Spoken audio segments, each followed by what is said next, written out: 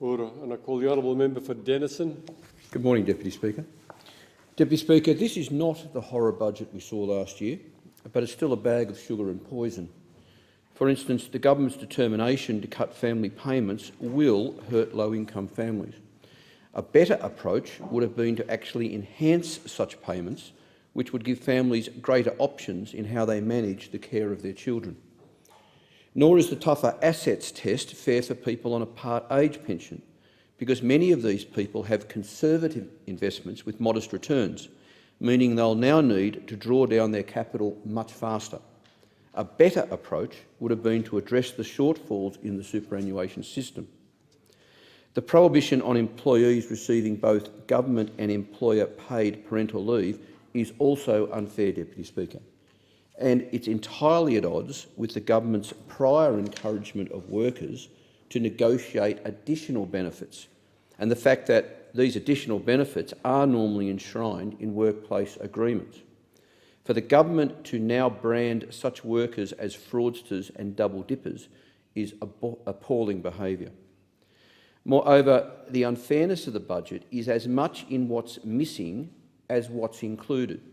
For instance, before the budget, ACOS identified about $6 billion in critical additional expenditure which was urgently needed.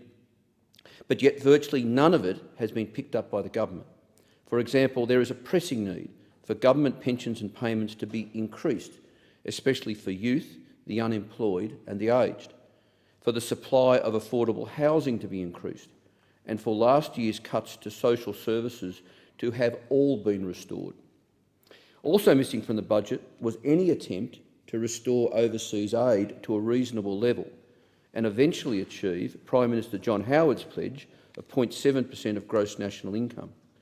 Deputy Speaker, this is a moral imperative for Australia, in addition to all the ways a stable and prosperous region is in our security and economic best interests. Deputy Speaker, the budget needs more revenue rather than cuts to spending, but yet it almost completely fails to address this. Yes, it raises some money from reforms to foreign investment, but it ignores any big potential revenue measures like removing superannuation tax concessions for wealthy people and introducing a super profits tax, for instance on the banks. The Australia Institute has done some good work on how revenue might be bolstered significantly in a fair way, but it was completely ignored by the government. Deputy Speaker, Tasmanians are inevitably hit hard by unfair budgets because of our isolation, our soft economy and our relatively large number of disadvantaged people. This is not a good budget for them, despite what it might mean for the government's political fortunes. Thank you.